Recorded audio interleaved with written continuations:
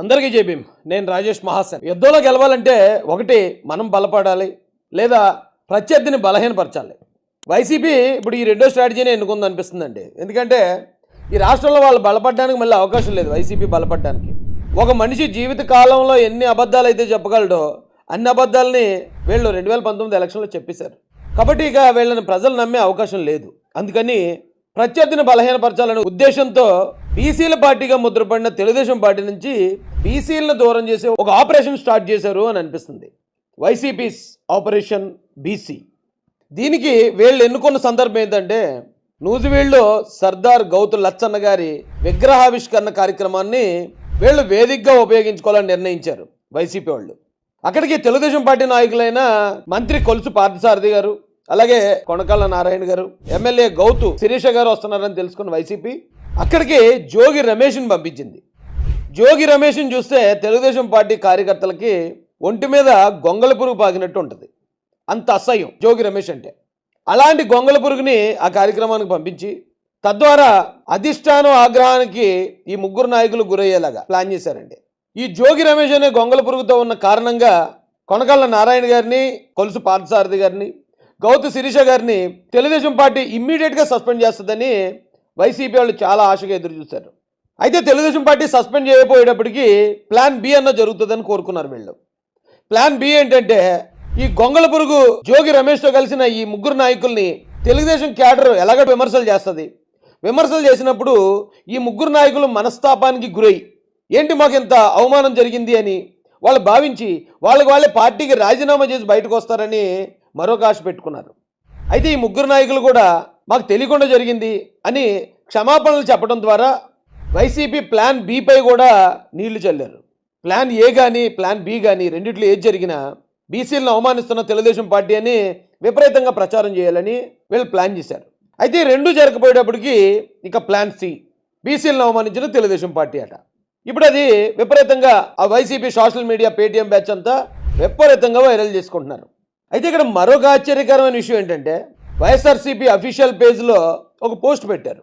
ఈ ముగ్గురు నాయకులు క్షమాపణలు చెప్పడానికి కారణం గౌతు లచ్చన్న గారి విగ్రహావిష్కరణ కార్యక్రమానికి వెళ్ళటం మాత్రమే అని నిస్సిగ్గుగా వైఎస్ఆర్సీపీ అఫీషియల్ పేజ్లో పోస్ట్ పెట్టడం జరిగింది.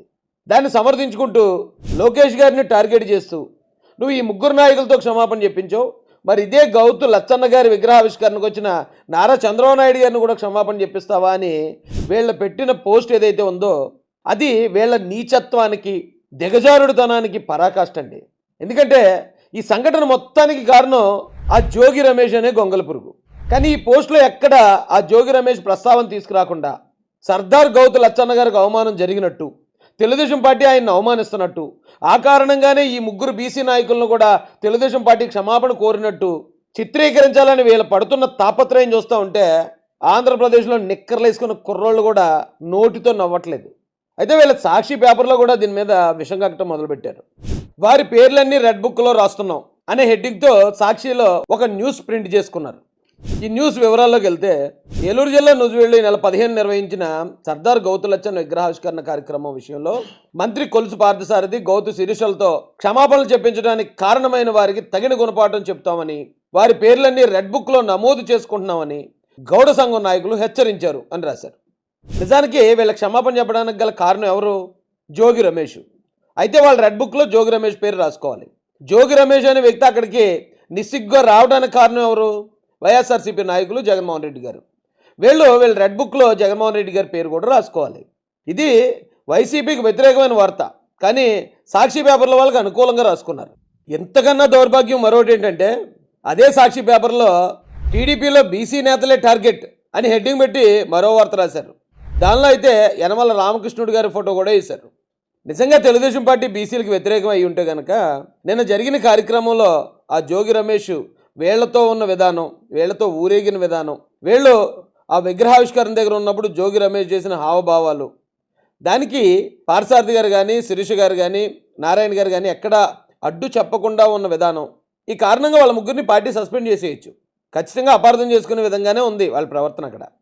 కానీ తెలుగుదేశం పార్టీ వాళ్ళని సస్పెండ్ చేయడం కాదు కదా, కనీసం వాళ్ళకి షోకాజ్ నోటీస్ కూడా ఇవ్వలేదు. అలాంటి పార్టీని బీసీలకు వ్యతిరేకంగా చిత్రీకరించాలని ప్రయత్నం చేస్తుంటే నిజంగా నవ్వొస్తుందండి. ఇక్కడైతే ఏకంగా యనమల రామకృష్ణుడు గారి ఫోటో కూడా వేశారు. యనమల రామకృష్ణుడు గారికి తెలుగుదేశం పార్టీలో ఏ స్థానం ఉందో, ఆయన ఏ స్థాయి వ్యక్తో నిజంగా వైసీపీ వాళ్ళకి తెలుసా? ఎందుకు అడుగుతున్నానంటే, తెలుగుదేశం పార్టీలో మంత్రులుగా చేసిన ఫ్యామిలీలకి ఎమ్మెల్యే టికెట్లు లేవు 2024 ఎలక్షన్లో. ఎందుకంటే పొత్తులో భాగంగా 3 పార్టీలకి సరదాలు కాబట్టి చాలామందికి టికెట్లు ఇవ్వడానికి అవకాశం లేదు తెలుగుదేశం పార్టీకి. దానిలో ఉదాహరణ పరిటాల ఫ్యామిలీ, పరిటాల శ్రీరామ్ గారికి. పరిటాల శ్రీరామ్ గారికి ఎమ్మెల్యే టికెట్ ఇవ్వడానికి కుదరలేదు. అలాగే సీనియర్ నాయకులు మాజీ మంత్రివర్యులు ఆలపాటి రాజా గారికి ఎమ్మెల్యే టికెట్ ఇవ్వడానికి కుదరలేదు. ఇక మాజీ మంత్రులు దేవినేని ఉమ్మ గారికి కూడా ఎమ్మెల్యే టికెట్ ఇవ్వడానికి కుదరలేదు. అయితే మాజీ మంత్రి పీతల సుజాత గారికి, మాజీ మంత్రి జవహర్ గారికి, వీళ్ళకి కూడా కనీసం ఎమ్మెల్యే టికెట్ ఇవ్వడానికి అవకాశం లేదు తెలుగుదేశం పార్టీలో. నారా చంద్రబాబు నాయుడు గారి ఫ్యామిలీ నుంచి కేవలం 2 మాత్రమే, చంద్రబాబు నాయుడు గారు మరియు యువ నాయకులు లోకేష్ గారు మాత్రమే పోటీ చేశారు. అలాంటి సందర్భంలో కూడా యనమల రామకృష్ణుడు గారి ఫ్యామిలీ నుంచి 3కి టికెట్లు ఇవ్వడం జరిగింది. 2 ఎమ్మెల్యేలు, 1 ఎంపీ. యనమల రామకృష్ణుడు గారి కుమార్తెకి, వాళ్ళ అల్లుడు గారికి, అలాగే వాళ్ళ వియ్యంకుడు గారికి కూడా ఇంత టఫ్ టైంలో వారికి టికెట్లు ఇవ్వడం జరిగింది. అలాగే యనమల రామకృష్ణుడు గారు కూడా ఇప్పుడు సిట్టింగ్ ఎమ్మెల్సీ. ఒకే కుటుంబం నుంచి 4. చంద్రబాబు నాయుడు గారి కుటుంబం నుంచి కేవలం 2 ఉంటే యనమల రామకృష్ణుడు గారి కుటుంబం నుంచి 4 అధికారంలో ఉన్నారు ఇప్పుడు. దాన్ని బట్టి యనమల రామకృష్ణుడు గారికి తెలుగుదేశం పార్టీలో ఏ స్థాయి ఉంది, యనమల రామకృష్ణుడు గారు తెలుగుదేశం పార్టీలో ఏ స్థాయి వరకు ఎదిగారు అనేది ప్రజలందరికీ తెలుసు. ఈ రోజున మీరు సాక్షి మీడియాలోనో, సాక్షి పేపర్లోనో ఆయన పేరుని, ఆయన ఫోటోని వాడుకున్నంత మాత్రాన బీసీలని తెలుగుదేశం పార్టీ నుంచి దూరం చేయాలనుకోవటం మీ అవివేకం అని చెప్తాను నేనైతే. చివరిగా నేను చెప్పే నీతి ఏంటంటే, వైసీపీ వాళ్ళకి ఎదుటోళ్ళని బలహీనపరిచి గెలవాలనే ప్రయత్నాలు మానండి. ఎందుకంటే మొన్న అల్లు అర్జున్ గారి విషయంలో కూడా జనసేన పార్టీని, మెగా ఫ్యామిలీని కూడా అలా బలహీనపరచాలని ప్రయత్నించి బొక్కబోర్లో పడ్డారు. ఇప్పుడు బీసీల విషయంలో తెలుగుదేశం పార్టీని బదనాం చేద్దామని కూడా బొక్కబోర్లో పడ్డారు. ఇక ఈ స్ట్రాటజీ మీకు వర్కౌట్ అవ్వట్లేదు. వీలైతే మీరు బలపడడానికి ట్రై చేయండి తప్ప ప్రత్యర్థులను బలహీనపరిచి నెగ్గేద్దామనే అడ్డదారులు తొక్కకుండా కొంచెం నిజాయితీగా బ్రతికే మంచి మనసు మీ అందరికీ దయచేయాలని దేవుని కూడా కోరుకుంటూ, జై భీమ్, జై భారత్, జై మహాసేన, జై తెలుగుదేశం, జై చంద్రబాబు, జై జై లోకేష్ అన్న.